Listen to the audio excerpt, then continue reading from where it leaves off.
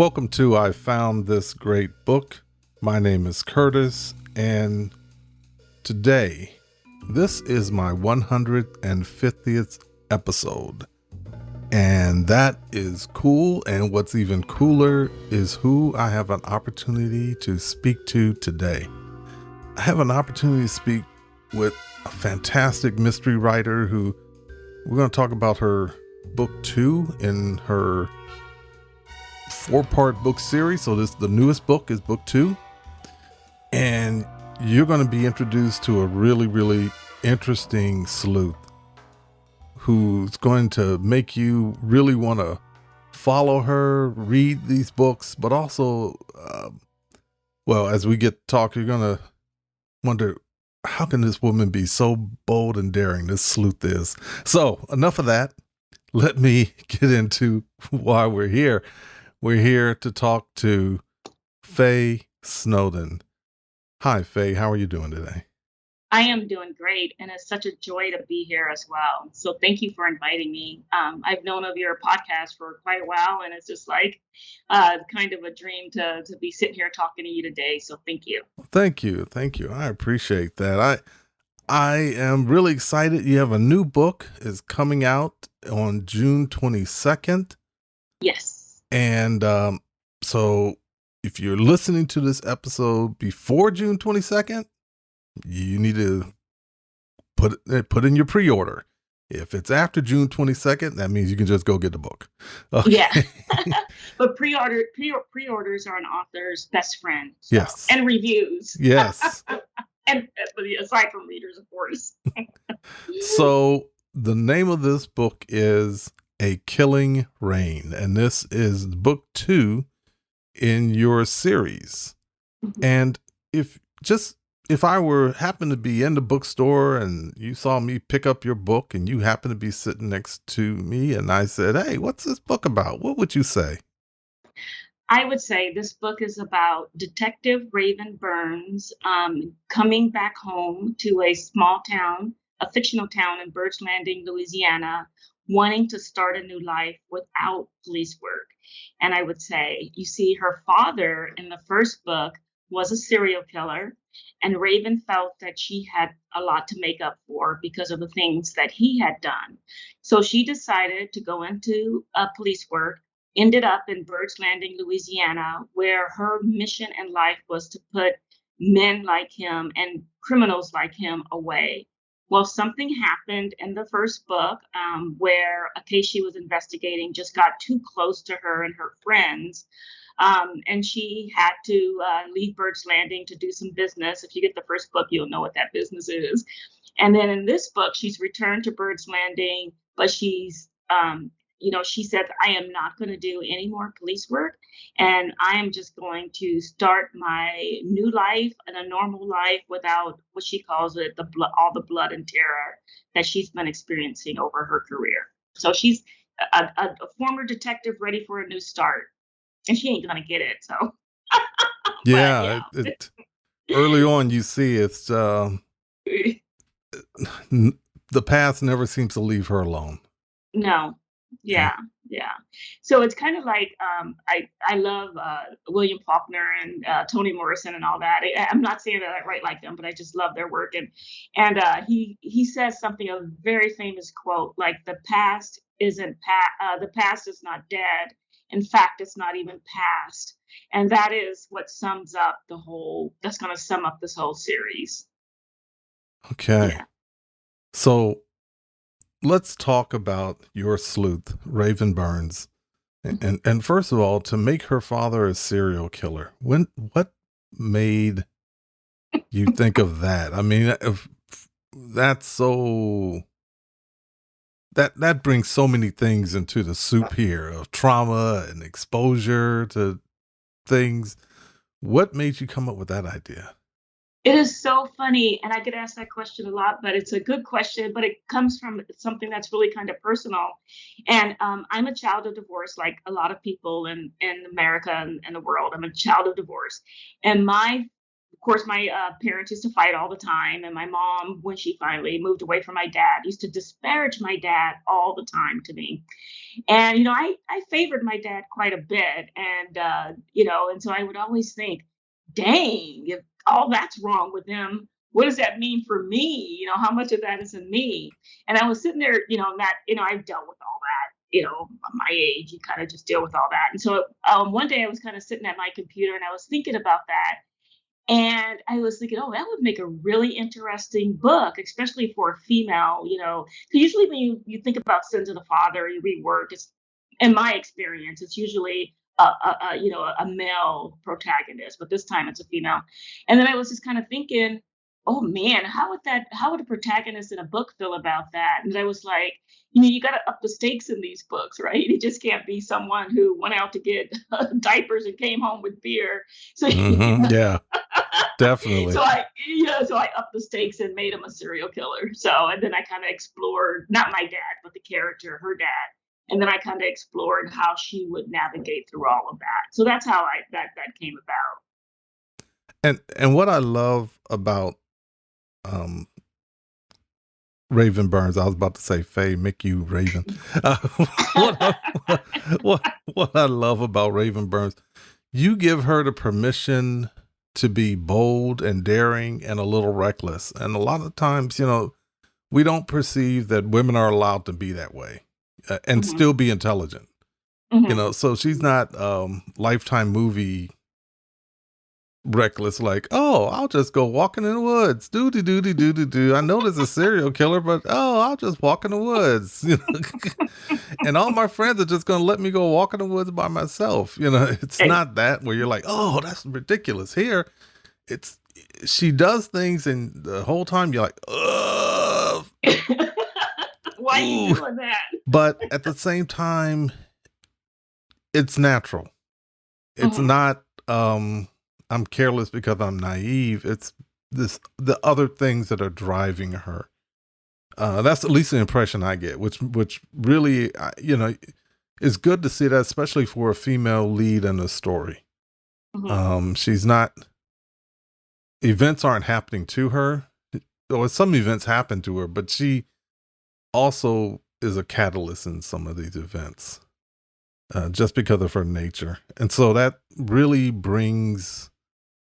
I think it makes it a great book for people, especially if you want to introduce mystery and thrillers to your young reader or older reader, and you want to give them a protagonist that they can see a little bit of themselves or fantasize a little bit of themselves in. I think you see that in a Raven. That's just me pontificating, though. And I completely agree. And she was so funny. Usually my characters come to me, my really good characters that I don't have to bother with too much. I kind of know them inside and out. They usually come to me like whole, right? So in my earlier book, when I was doing romantic suspense, my sleuth, Richard T. Marvel, I kind of knew him inside and out. Maybe that's because all the men I grew up with, and I was in the Navy, and that's all the men I met and stuff when I was in the Navy. So he kind of came to me with, I knew what he would do. I kind of knew what he would order in a restaurant. I kind of just knew him. It was just kind of instant. But with Raven, I really had to work at her. I really had to get to know her. And in the first book, I see she does all these things, and I had a wonderful writing partner when I'm writing these series. Her name is Dr. Amy Smith. And she's a professor, so she doesn't mind telling me when I'm off my rails. Mm-hmm. And then I would even get some stuff like, in the first book, she would say, thank God for publication, but she would say things like, Raven wouldn't do that, and Raven wouldn't be this, and I was like, what are you talking about? What makes you think you know Raven? But then she would be absolutely dead on. And so she kind of helped me understand where that character was. And I think when you're writing a character kind of based on your own experience, even though if it's like a serial killer, my dad's, of course, not a serial killer, but a lot of her emotions and her ambiguous feelings about life and the people that she loved. When you grow up with a child of divorce and all that, you kind of think about all that. And I think that when we're writing characters like ourselves, and she's not all like, I'm not like Raven, but I think there's something about it as an author you don't want to expose too much. So in my first book, Amy really helped me with that. And then the second book, she just took off. I mean, Mm. she just kind of, made her own way. I knew what she was going to do before, and my characters are kind of real to me, but, I knew what she was going to do before she knew it. It all sounded natural. And I think in this book, only one spot where my writing partner said, Raven wouldn't do that. But I was proud. So maybe by the third book, my writing partner will say, yeah, you got her down. So she's going to still be evolving, right? Yeah. So. Yeah, I can see that because, but Raven's having a lot of traumatic events happen. So, what's natural pre-event, it may not be natural post-event. So we may be seeing a new Raven every time because she's going through a lot in these stories. And folks, so if you're saying, well, Curtis, where can I get these stories, man? I mean, I'm sitting here talking about this. Hey, you just go to ifoundthisgreatbook.com/150. Go there.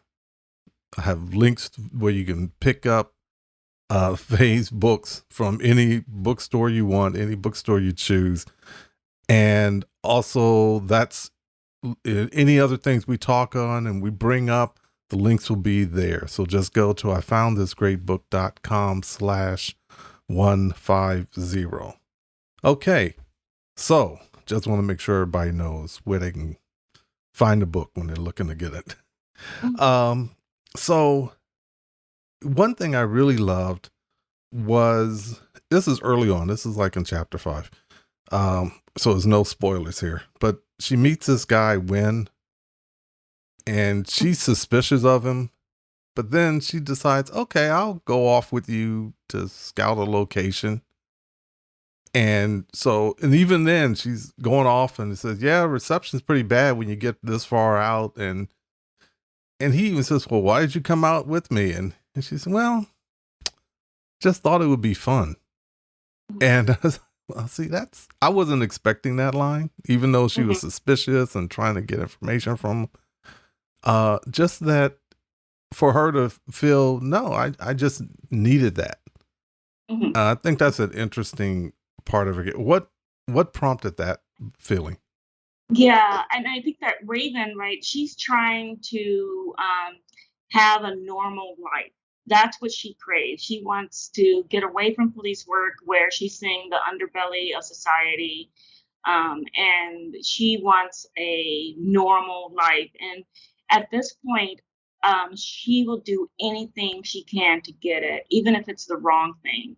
So in her head, she knows there's something about this guy. I don't know. I know that but she decides, and she, several people afterwards, she'll get a couple of I told you so's even from her own self, but she knows that something's wrong with him, but he represents to her at that moment the normal life that she's trying to get, and she's decided, I'm going to put my blinders on and just go with it because I need this. I need something, that feels like something anybody would do. Like to go on a date, right? To go on a date with an attractive man that seems to like. Yeah, so that's what she's doing there. Yeah. Even though in my mind I was like, Raven, you don't watch Lifetime at all? You don't know? That's exactly what I was thinking, right? Even though you see it on Dateline and Lifetime and all that stuff, and the people would say, well, I knew something was wrong with him, but he was so charming, and it was like, yeah, but still you went out, and yeah, exactly. But she also seemed very capable of handling herself. I got the sense that she was like, yeah, but you know what? I can handle myself in a lot of situations. So yeah. So it's kind of like, but again, it always seems strange. Our society kind of teaches us that for women, they can't be that way. But for guys, they always, I just I met Susie Q and I went walking up the dark alley with her, and I knew I could handle whatever I hit. You know, even though Yeah. that's just as dumb of a move as going off into the wilderness. So, Yeah. but I love the fact that you make it so natural for her to do these things, and you're not just thinking that, oh, Raven, you're just making bad decisions to make bad decisions. It's there's a logic to it. For her, And yeah, there is. and there's a motivation. And Mhm. even though you're scared, you still feel confident that she can get out of it, Mhm. whatever might Mhm. happen. That she could punch him in the face real quick if something got out of hand. So, Yeah, exactly. so A Killing Rain, and the first book in the series, A Killing Fire. So there's that A Killing. Why those beginnings for your titles? You know what? I don't know how I came about those titles. I know I wanted to do something with the elements, fire, water, air, and the last one, soil. And I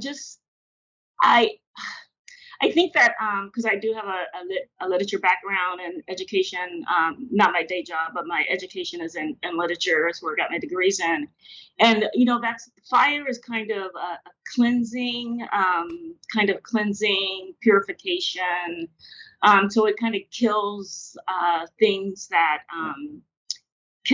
that you may feel uncomfortable with, or and it's also rebirth, right? Killing Mm-hmm. um, death and rebirth. And then you also got rain, which is a cleansing and a washing and a baptism, and then so I think that, but every time we evolve, we lose something, right?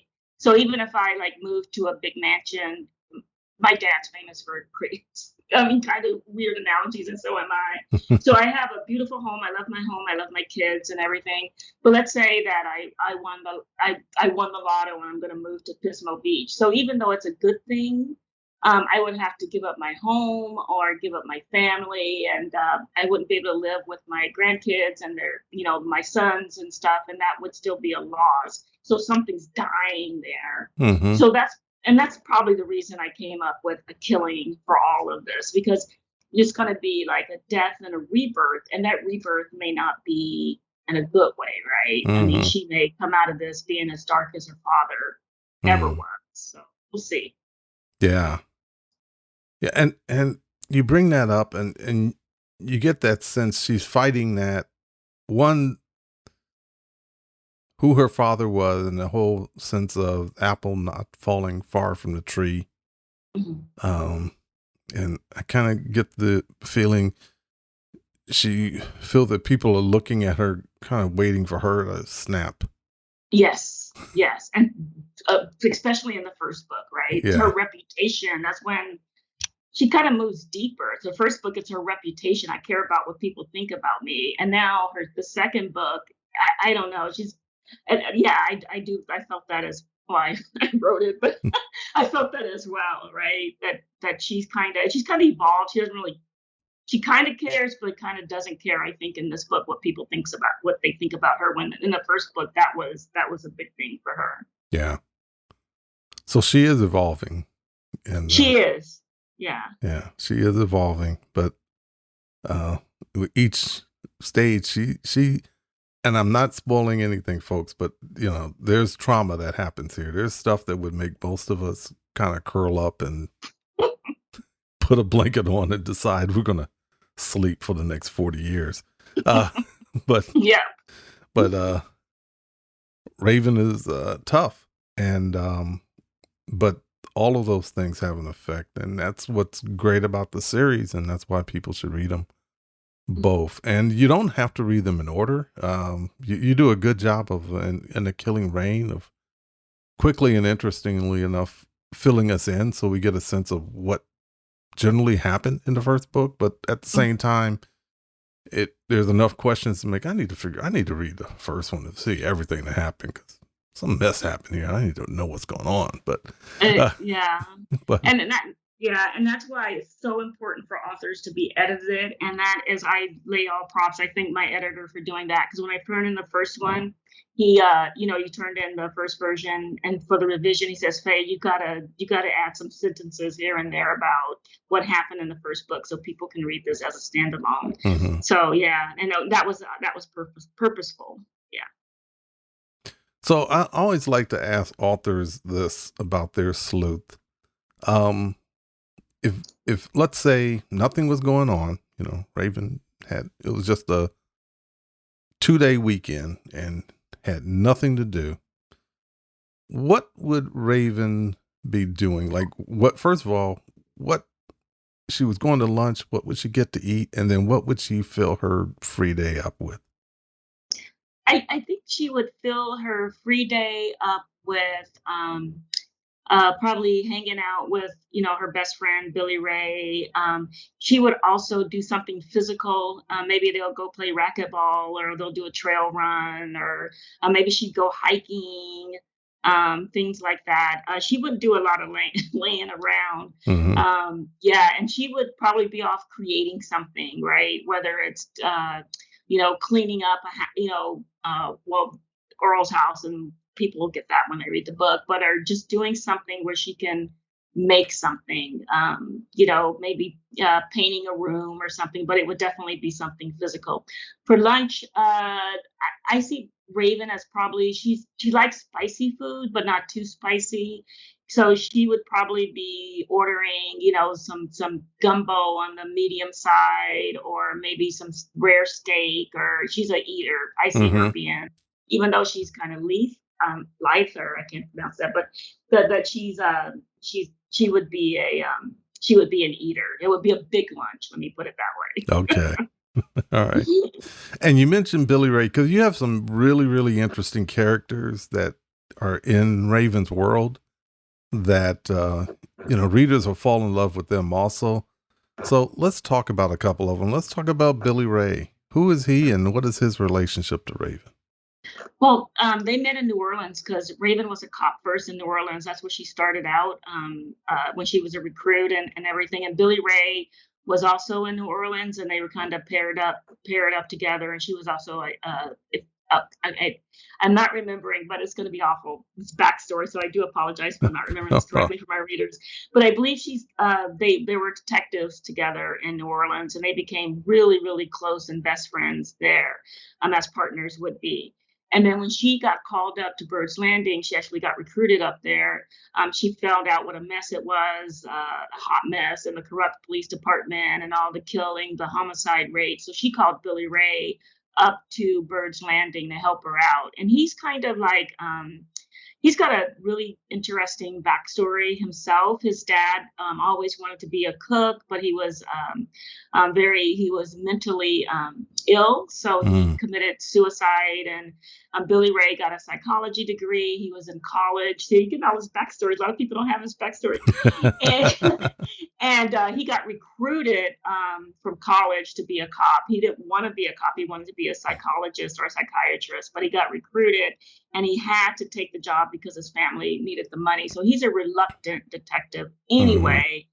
And he just misses his dad like crazy, and just, but loves, as a friend, like a sister, like a very, very close sister. He loves Raven, would do anything for Raven. So when she called him up to Bird's Landing, he came up to kind of to help her, and make sure that he supported her. Definitely. And early on in the book, there's some talk about a po' boy that he made, and it sounded so good. I was like, well, where can I go get one of these? Because the guy was eating them tore it up. So I was like, that sounds like that'd be good. Yeah, yeah, yeah. That is, and a cook. And he gets that from his dad, right? Because he Hmm. wants to be, yeah. So, and that's why he did. He's got his dream now. It's just interesting where Raven was like, I want to do something different, but I don't know. And her cut is kind of like a jagged cut from police work, but Billy Ray was like, nope, and just like took a marker and drew a big black bright line. I'm done with that. I'm opening my restaurant. So that, and that's what he did in the story. Yeah. And no spoilers, right? No spoilers. Yeah. So there's also another character who Raven just early on just doesn't get along with on the slide. It just a little oil and water. Imogene. Oh yes, yeah, yeah. Who is she, and why are there always this tension? There's this tension because Imogene met Imogene in the first book, and Imogene was a reporter.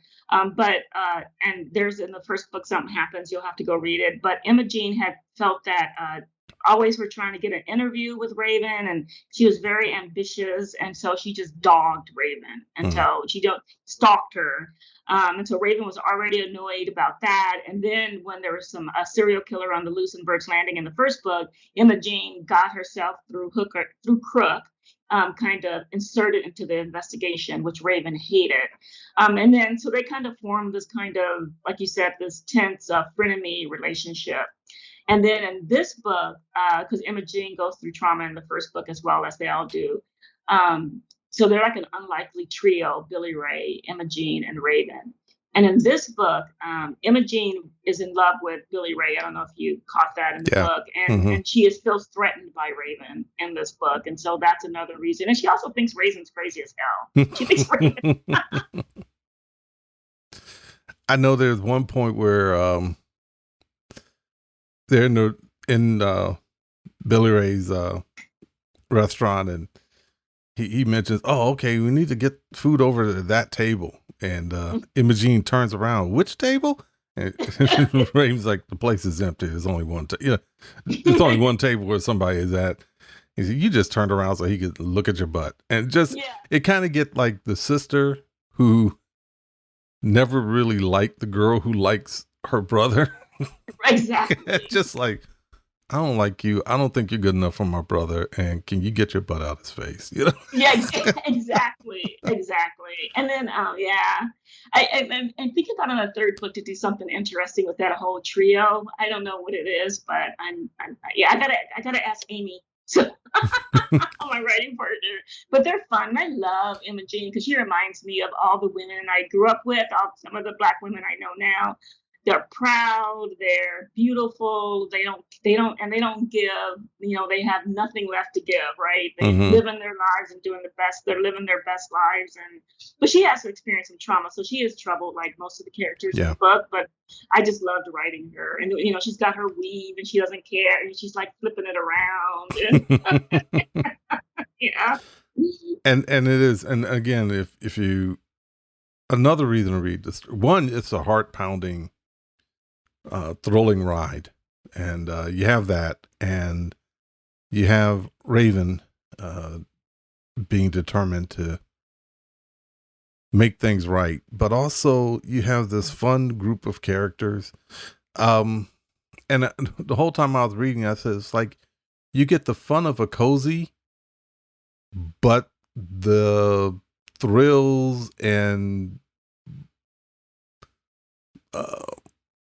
gut-wrenching reality of a hard boil. So you kind of mix it up a little. Yeah. Whereas a little fun, because it's fun watching these characters interact, but at the same time, there's real danger out there, and it comes at you.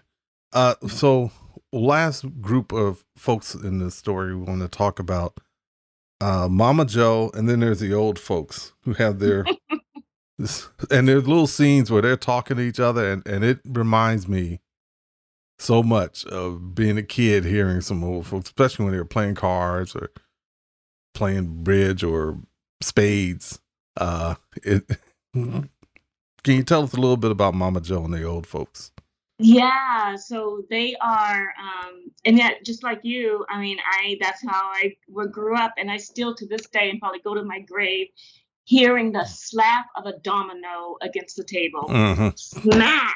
So, so that was it. And I just, in our society, here I go. So just sometimes I get really zen deep, and I know I get too deep, and over analytical. But sometimes in our society, we don't value our old people, right? I feel like, and are elderly, and I'm old myself, but maybe that's why too. But it's just like they have so much to give, and they lived. I mean, we've all lived the varied lives they lived, and just you know, we just need to value them better than we have, and value their intelligence and their resourcefulness and so that's why I wanted to include. So that was also purposeful. So and then I just kind of created them, and then you'll notice in a lot of my work I'll use a mama. So I think in one short story I had a Mama Anna, and this one is Mamma Joe, because when I was growing up in Louisiana, that's how we refer to our elders. And then even people that usually grandmothers, great grandmothers, and sometimes close family friends would be a Mama Naomi or Mama this or Mama that, and Mama H. Will, and so I just wanted a mama. I just wanted a mama in my story. Somebody smelling of tobacco, chewing tobacco, and and maybe some whiskey or coffee or whatever with that big, waist you can just put your arms around and lay the head on the chest. I just wanted her. And thus I brought my mama with me. I brought my mama. And then, of course, the other characters are kind of just a group, right? Just that group. And I just thought, I want them to play a central role to figuring out what the heck is happening with this case. And I was able to do that with them. Yeah. Yeah, and in the beginning, I'm not going to spoil it, but there's a funny line when they're talking about people being old and not knowing what to do with a young person, and there's a line that's thrown out there. I was like, oh. But you got to read the book. You got to read it. You got to read the book. You got to read A Killing Rain. And then let me know if you had a laugh fit like I did. So the story is set in, and it's pronounced Birds Landing. Is that correct? Right. Birds Landing, Louisiana. Tell us about this place. You bring the settings. It's such a part of the story, and you really start to see it. Why there? Because Louisiana is where I grew up, and I was born in San Fernando, California, Los Angeles, around that area. And I think I was about 9 or 10 when my mom moved us to Louisiana. And it was a place that I came to be the person I am today. So my formative years. And it really had an impact on me. And of course, and yet it was, some of it was like really traumatic because it was a really racist time in that place. I grew up in Shreveport, Louisiana. And some of the things that happened there. And then I grew up in like a shotgun house with my 5 brothers and sisters and my mom. And so it was like, I think that was the place where I kind of figured out who I was and, what kind of, it's just a place that I wanted to go back to. So that's how, but I didn't want to do a real town because I didn't want, I don't know, people just get mad if you move a street over or if you put a nuclear plant. Yeah. Like, there's no nuclear plant on, blah, blah, blah. And I didn't want to get into all that. So I just made up a town and I kind of smooshed in some, it sounds going to sound really weird, but it's kind of a mashup with New Orleans and Shreveport, Louisiana. And then I just kind of made a town out of that. Yeah. Yeah. And there's such a mystery to Louisiana as a state. It's just the geography of the land and just the history just lends itself to dark, deadly secrets. It does, doesn't it? I totally agree with that. Yeah. Yeah. Kind of in that Southern Gothic kind of where you see all the duality on which this country was founded, for example, right? All men are created equal except for the slaves, or, yeah. The American dream is okay, except for poor people, so it kind of talks about to that dichotomy. Louisiana and the whole South does really,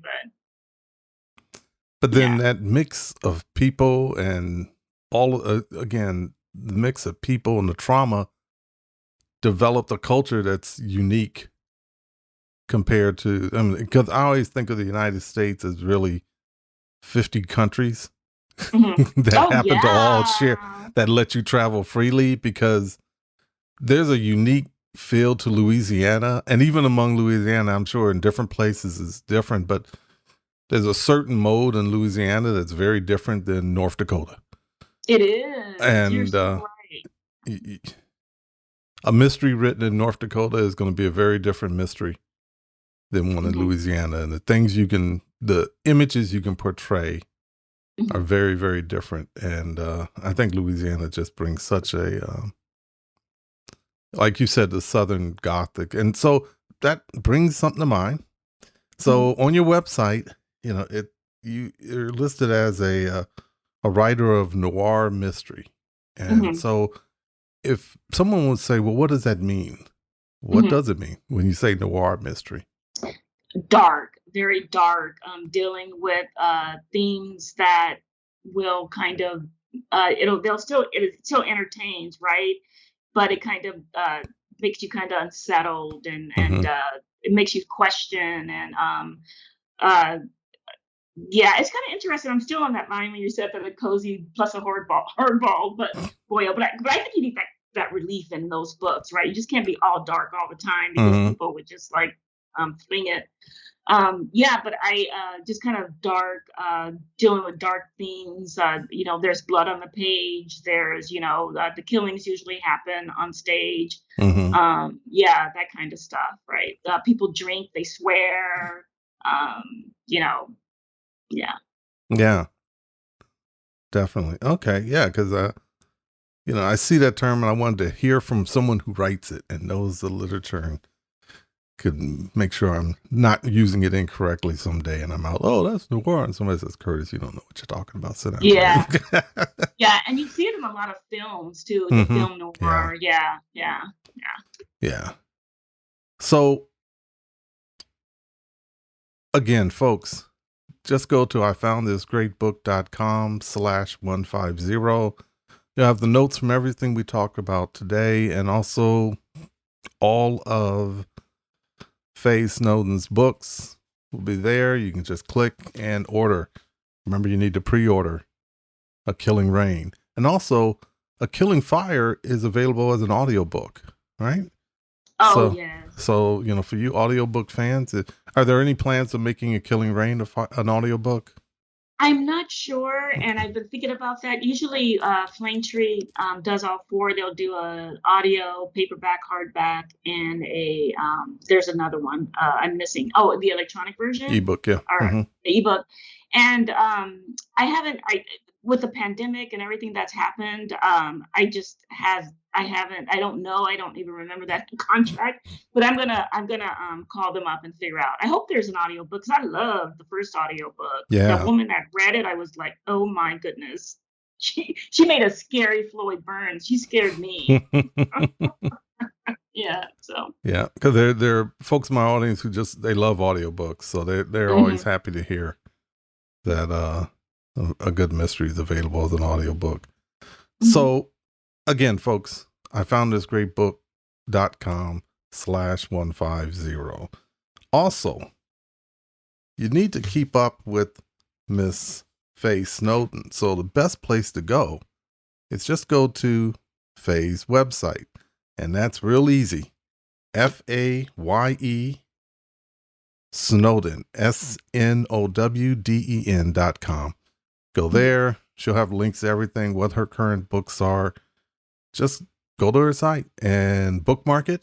And then she has a contact thing. So after you've read A Killing Rain and A Killing Fire, you can then send her messages and say, when's the next book? When's the next book? When's the next book? Hurry up. Hurry up. Yeah. No, definitely. Come on, hurry up. I need to find out what is going on with our friend, Miss Raven Burns. So you have written a lot. Well, of course, we have A Killing Fire and A Killing Rain, but you've written some other interesting books, and let's explore some of those real quick. You have two other novels that you've written, A Fatal Justice and The Savior. Correct. Could you tell me about those? Yeah, so a savior is about it's an kind of an amateur sleuth female. It's a romantic suspense. So it's an amateur sleuth female that is a doctor, and she teams up with a police detective to find out who murdered her mother, who is actually was a former drug addict, and it looked Hmm. like the she died of an overdose, but actually she was murdered. And the central, because I always start my books with a question. And the question I started that book was with, what if your loved one was a hopeless drug, I don't want to say hopeless, but they were a drug addict. They needed the drug. They were just a drug addict. And you realized, you thought, your perception was that they were never going to change. They were just going to get the drug and they were going to, but you loved them and you didn't want anything to happen to them. So you provided them their drugs yourself. What would happen if someone made that decision? And that's what that premise is kind of based on. That question I asked when I started that book.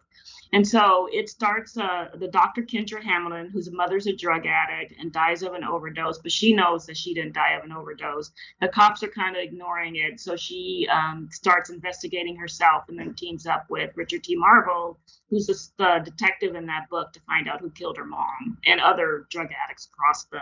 And that's one set in California, because that's where I live now. And it's I forget, Dunhill, California, but it's just a fictional town based on Oakland. Mm-hmm. Cool. Yeah. And how about Fatal Justice? It's a sequel. It's a sequel to that, to the Richard T. Marvel series, and that one's about Kendra Hamilton is teams up again with Richard T. Marvel to kind of solve a murder. I totally treat him bad in the first book, and so the second book he's not doing very well. But she calls him out of retirement, where he has become an alcoholic to try to get him to help her solve. It starts off that's been a long time ago. It's 2007. Ooh, I don't remember. But it ends up with having to solve a murder and a rape as well. Okay. So. All right. So while we're waiting for the next book in the Raven Burns series, we can go and read these two real quick. Yeah. And then we'll go back to your site and bug you for the new book. Okay. Yeah. So you wrote a short story, and I'm really interested. It's in an anthology called Blood and Bone, an anthology of body horror, and it's called Too Heavy to Carry. First of all, what is body horror? And tell us about that story.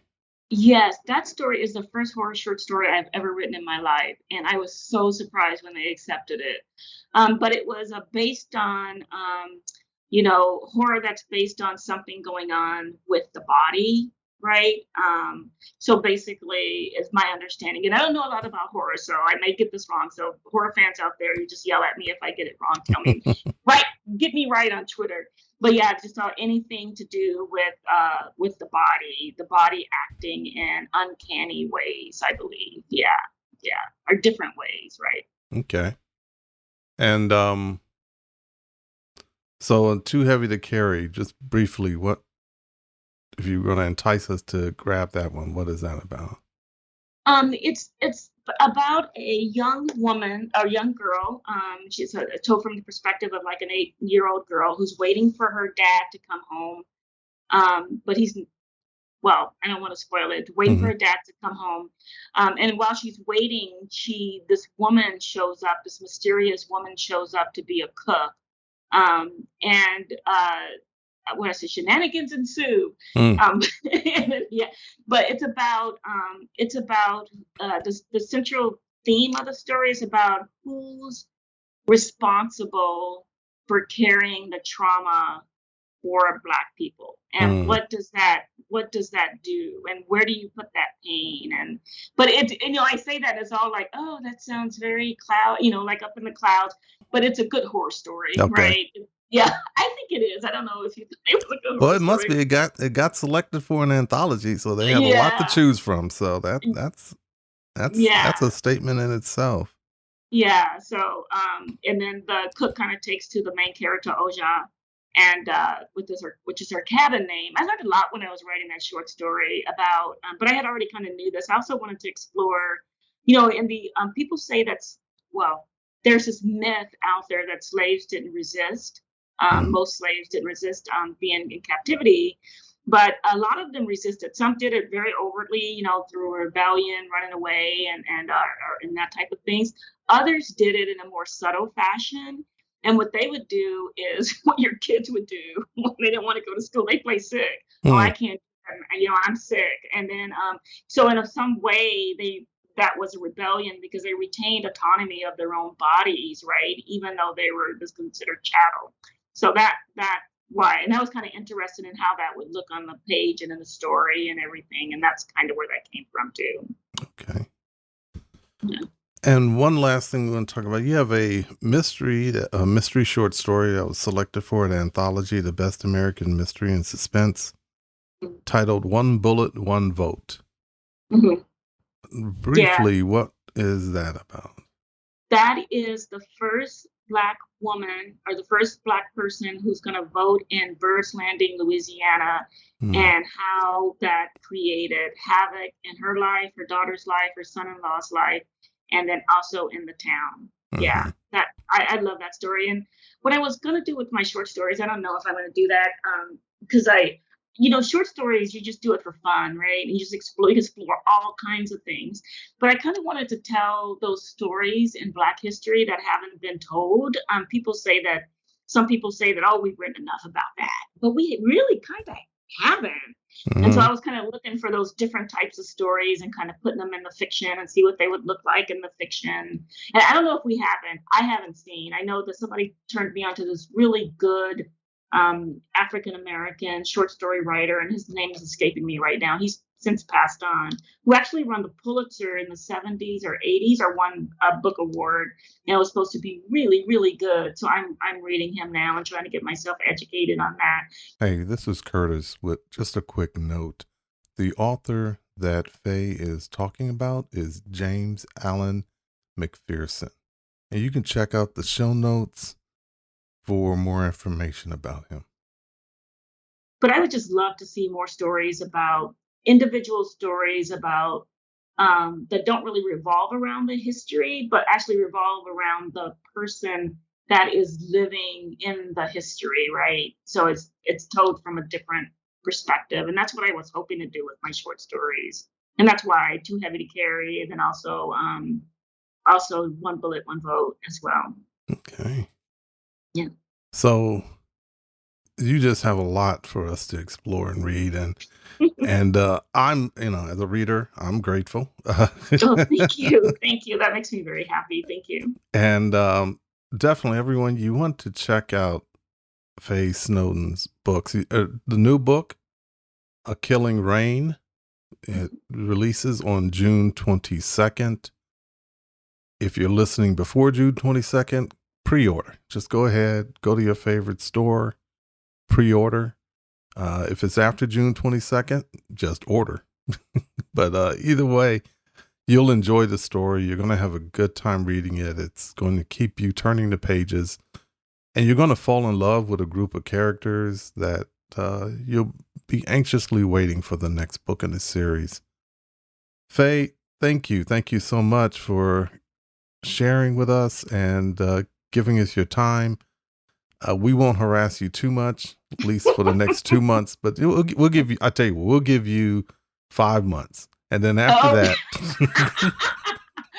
get busy, right? Yeah. After that, we'll let you, okay, you just got this book out. You need, take a rest for a little bit, start working on another one. But, before the end of the year, right around the beginning of 2023, we might pop up and start popping some comments up there like, hey, what you doing? What's going on? What you up to?